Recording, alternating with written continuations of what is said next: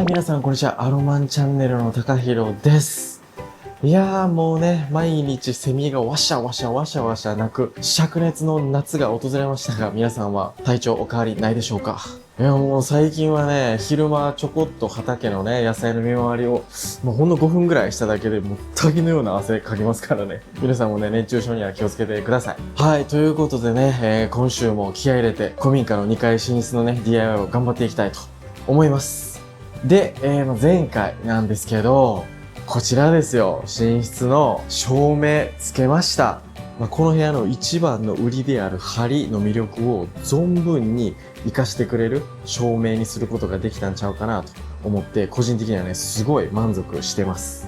はい。というような感じで、この2階寝室もね、着々とおしゃれな空間になっていってます。ということで、今回なんですけど、僕が今立ってるね、こっちの後ろ、この寝室のウォークインクローゼットに当たるスペースですね。今回はウォークインクローゼットを作り上げていきたいなと思ってます。で、軽く、僕が今考えてるウォークインクローゼットの構想を発表しておくとですね、まずこっち。このようにここにはね、ズドーンとうちのね、立派な大黒柱があるんですけど、そこから、このようにですね、この字に囲むように、ちょっとしたね、畳半畳ぐらいのスペースがあります。ここにはですね、可動式の棚を取り付けて、主に畳物を収納するスペースにしたいと思ってます。で、次、こっちのね、中。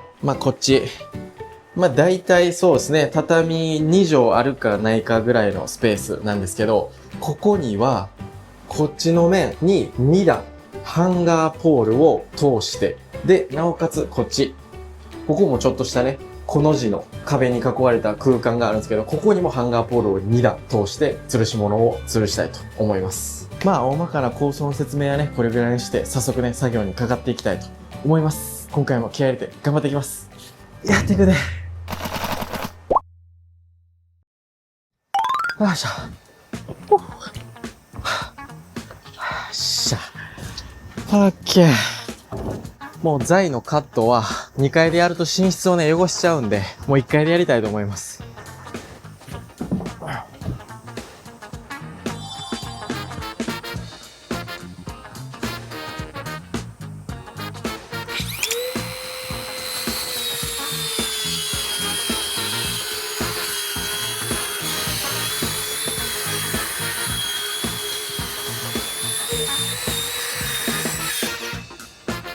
よっしゃ。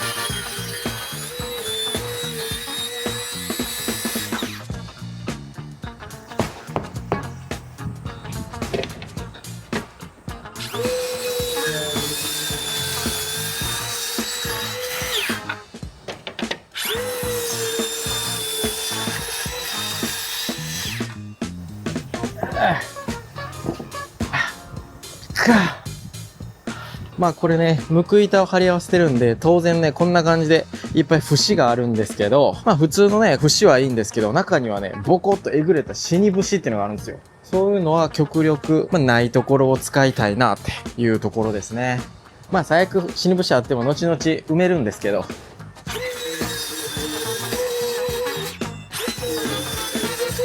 っしゃ。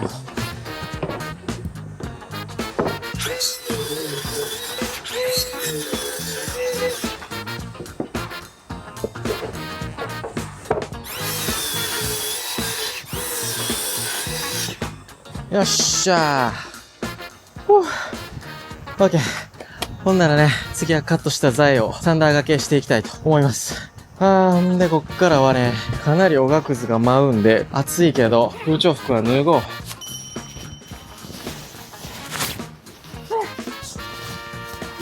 う。よし。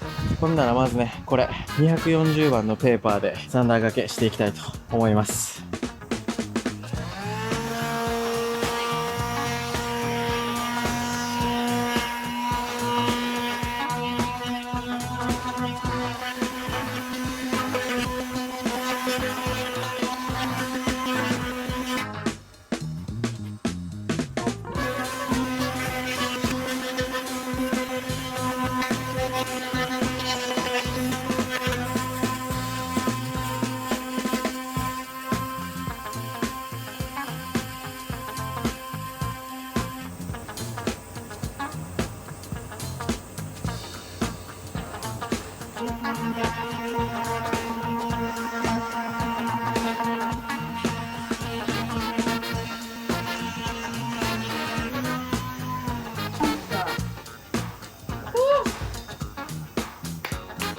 ほんなら、ここからですね、木の節ね、その中でも、やっぱこう一部死に節があるんですよ。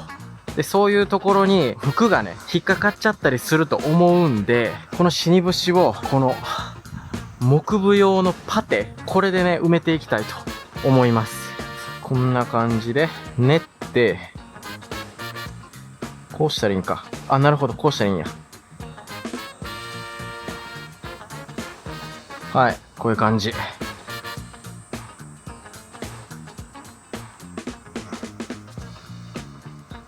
超地味な作業。めっちゃ地味やん。でもこういうね、地味な作業が大事なんですよ。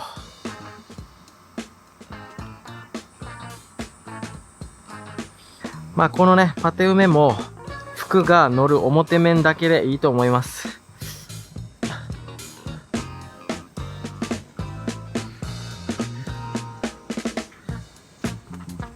よっしゃ、オッケー。無事、穴埋めできました。パテがね、固まるまでしばし待ちましょう。あっつや。ちょっとここで塩分チャージです。塩分チャージ。じゃん。うちのね、きゅうりとしそを使って、バズレシピのリュウジさんがね、動画で紹介してた蛇腹きゅうりっていうのをね、作ってみました。いただきます。うめえ。切り込みをたくさん入れてね、蛇腹にしてることによって、中にまでめちゃくちゃ味が染み込んでるし、なおかつ食感が良くなって最高ですね。うん。これ作り方もすごい簡単で、入れた調味料は、醤油と鶏ガラ、あと水だけです。まあお好みで鷹の爪とか入れても美味しいみたいですね。うん。うん。よしよし、オッケー。パテが固まったんで、早速ね、塗装していきましょう。で、このね、板に使う塗料が、こちら、ドライワックスのウォルナット。こちらで塗りたいと思います。まあ以前何回かね、このドライワックス使ったことあるんですけど、いい感じのね、なんていうかこう、アンティーク感みたいなのが出て、僕結構好きなんですよ、これ。これを、そうそうそう、こんな感じ。こんな感じで、まあ塗り伸ばすというか、こう、すり込んでいく感じっすね。うん。こう、すり込んでいく感じ。まあ塗りたてはね、こんな感じで、たわし跡みたいなのがつくんですけど、これをね、後で、ウエスで拭き上げます。じゃあ、OK。おー、いいね。はいはいはい。すごい。めっちゃいいアンティーク感出るね。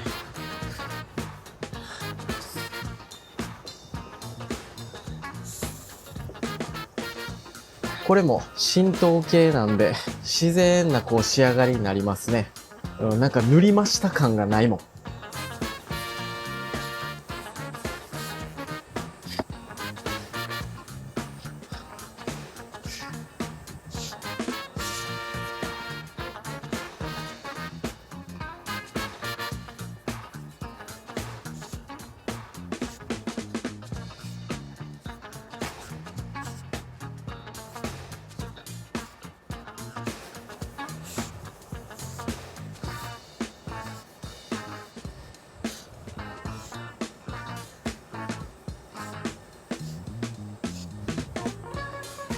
よっしゃー、オッケー。いいね。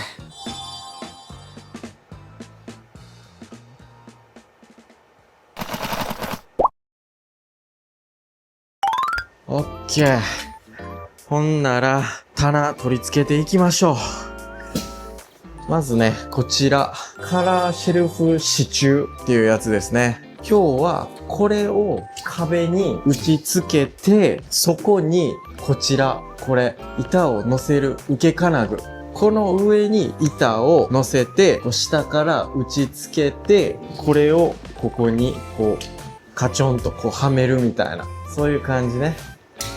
なら、レーザーを使って、ちゃんとね、垂直の線を出して、まっすぐ取り付けましょう。で、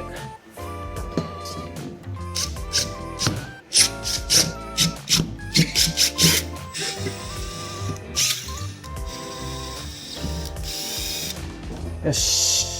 今こんな感じでね、ビス止めするところの下穴を開けることができました。で、今下穴を開けたところに関しては、中にね、木の下地が入ってないんですよ。で、そういうところはビス止めしてもビスが効かないんで、これをね、使いたいと思います。要はボードアンカーですね。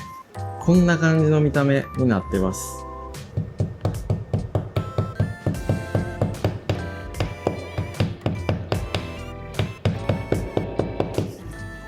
よし。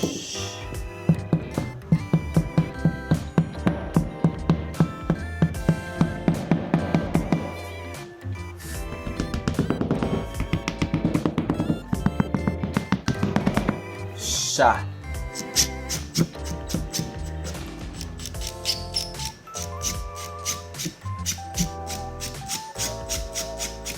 よっしゃ。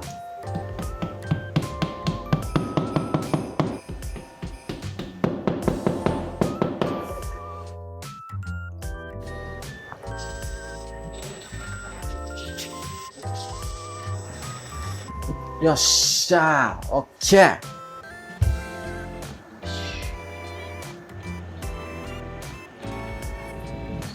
っしゃ。で、これのビス止めはですね、こちら、長さ 19mm のプラビスっていうのを使いたいと思います。こんな感じで、頭の部分がね、黒くなってるんですよ。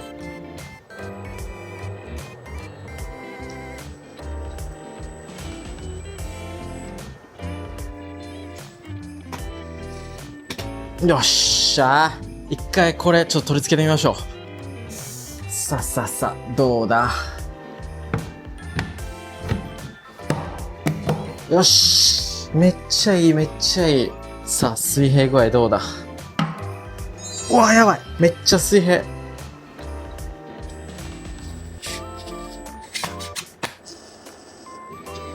っしゃ。よっしゃ。よし。オッケー。よし。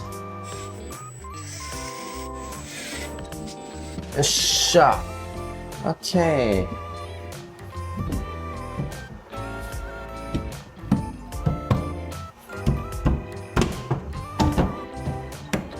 オッケー。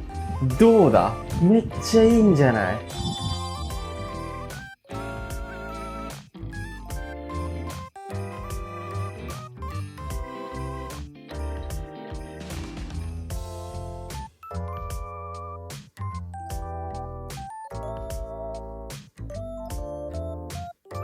いや、これは相当な収納量あるぞ。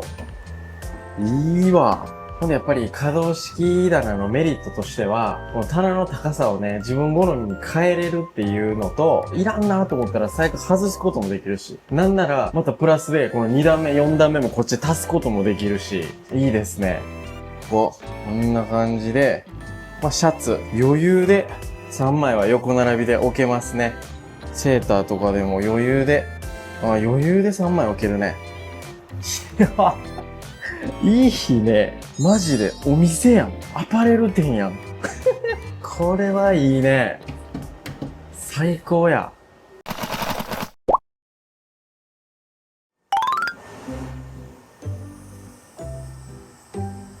みっちゃん。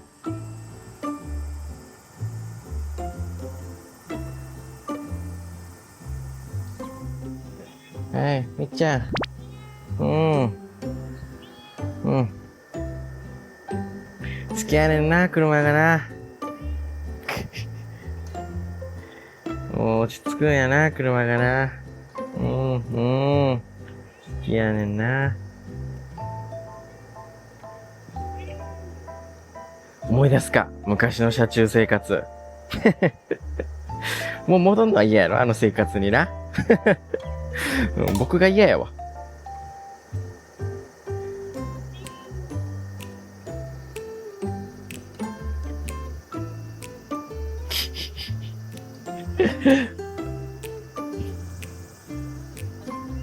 うん。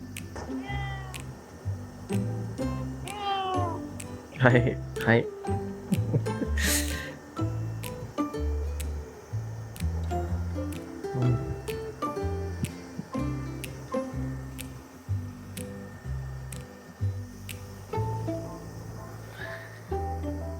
あら、マーブル。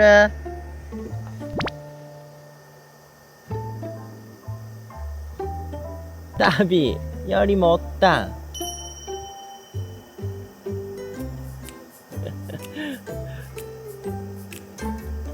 車の下の日陰が涼しいんやな。いやちょっと、暑すぎるよ、マジで。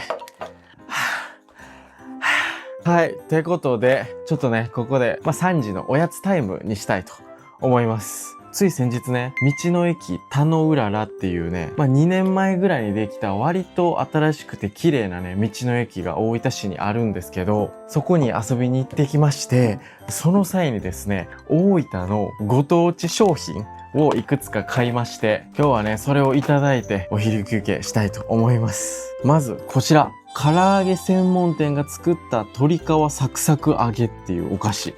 で、今回味2種類買ってきたんですけど、一つが九州醤油味。こちらが柚子胡椒味。いいですね。どっちも大分って感じのフレーバーです。まずこっちの九州醤油味の方からいただきます。こんな感じ。いただきます。めっちゃザックザク。ほんまにちゃんと鶏皮や。ほんでこの奮闘金のちょっと甘口の醤油味。うまいね。お次。柚子胡椒味。こっちの方がやっぱりちょっと白いですね、色的には。ちゃんと柚子胡椒のピリッとした辛み。スパイスも感じられる。これはいいわ。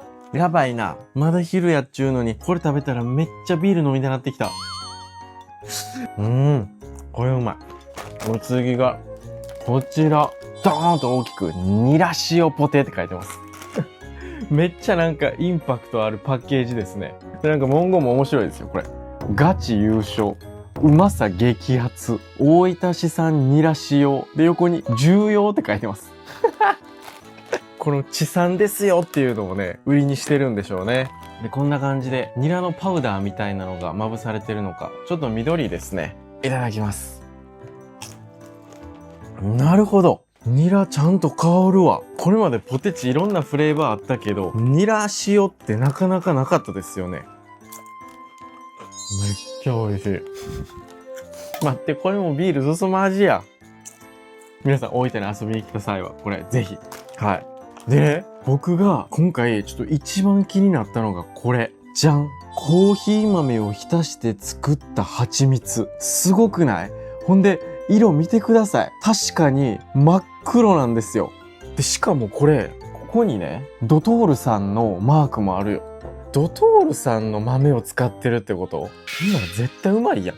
ちょっとね、これを、このベルギーワッフル、これにつけて食べてみたいと思います。僕コーヒー大好きなんでね、もうこれパッと見た瞬間に一目惚れしちゃいまして。よいしょ。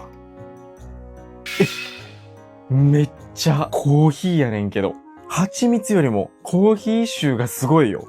ちょっとこれは期待できるよ。これ。くわたっぷりつけていただきましょう。これ、いただきます。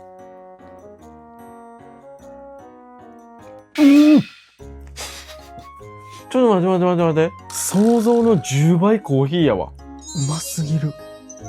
えぐい。ほんま冗談抜きで、今まで食った蜂蜜の中で一番うまい。ちょっとこれびっくりすると思う。これたっぷりつけて、いただきます。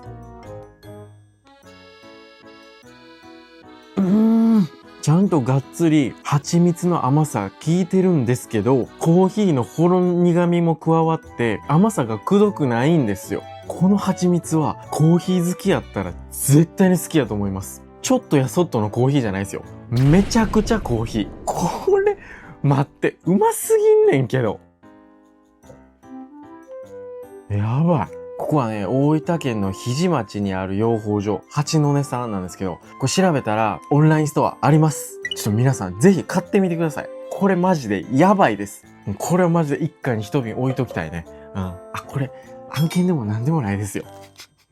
これは案件とか関係なしにマジでうますぎる。やばい、マジで。でね、まだまだ道の駅にはね、大分の地産の面白い商品かいろいろあったんですよ。なのでね、今後もし機会があったらまた紹介すると思います。いや、置いたらいいとこですよ。皆さんぜひ遊びに来てください。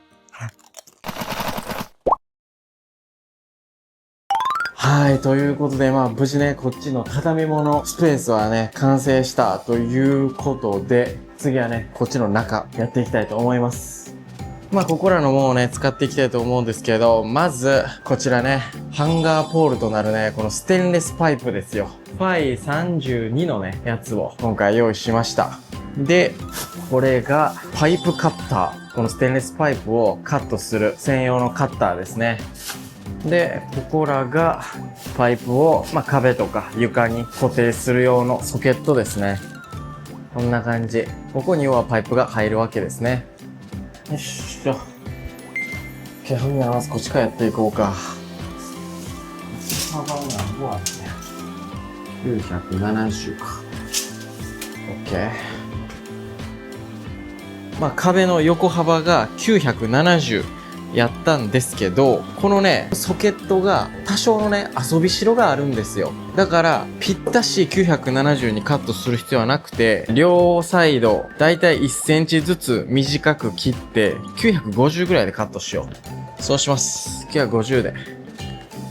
OK、ここね。まず、こう押すんか。んで、ここにパイプを入れて、でここ押すと。で、ここでこう締めたらいいんか。んで、これを回していったらいいんや。こういうことだ。はいはいはい。なるほどね。こうやって地道に切っていくわけや。よいしょー。よいしょ。おー、切れたー。すごい。見て。切り口めっちゃ綺麗。やば。面取りもついてるみたいや、これ。おー。ここに、これ、面取りスクレーパー。待って、すごいねんけど。うわー、何これ、紙商品やん。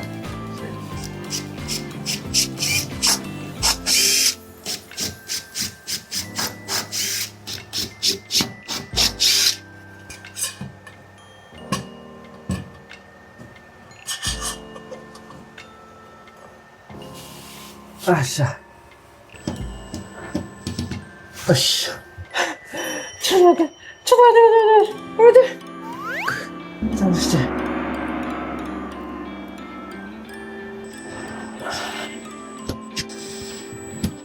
て。よしよしよしよし。これで、水平を見て、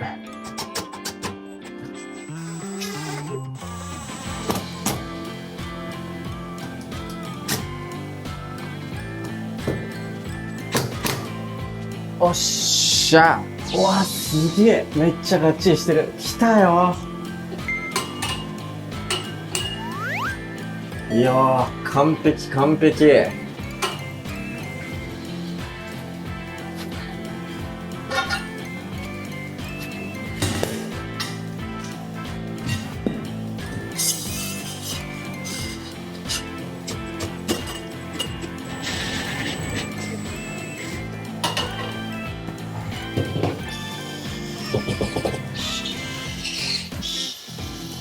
よし。一応、これでもう一回閉めておくか。オッケー、来たー。いやー、マジでこれは完璧すぎるわ。来たー。おー、よし、めっちゃいいですね。で、ポイントとしては、この下のポールは奥の壁から20センチのところで取り付けてます。で、上のポールに関しては壁から30センチのところで取り付けてます。というのも、上は上着を吊るすポール。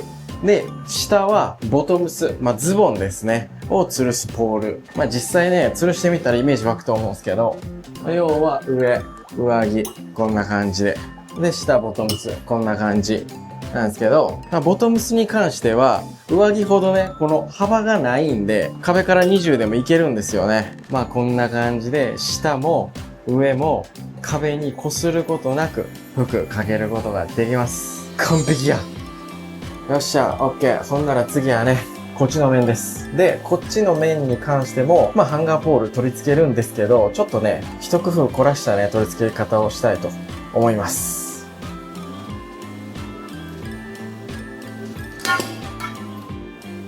よし。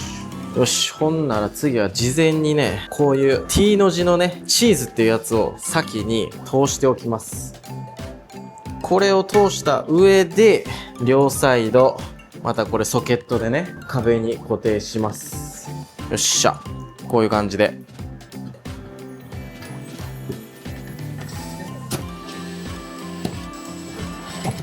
あっしゃ。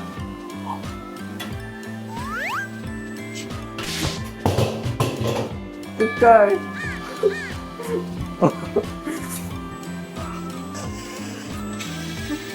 い。よし。オッケー。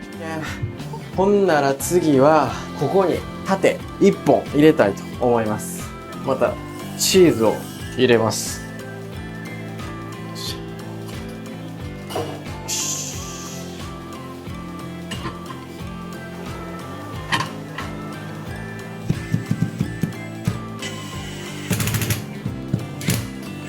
よし。オッケー。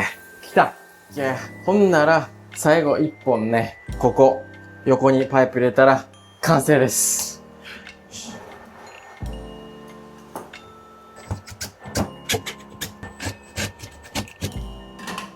よし、来た。完璧や。出来上がり。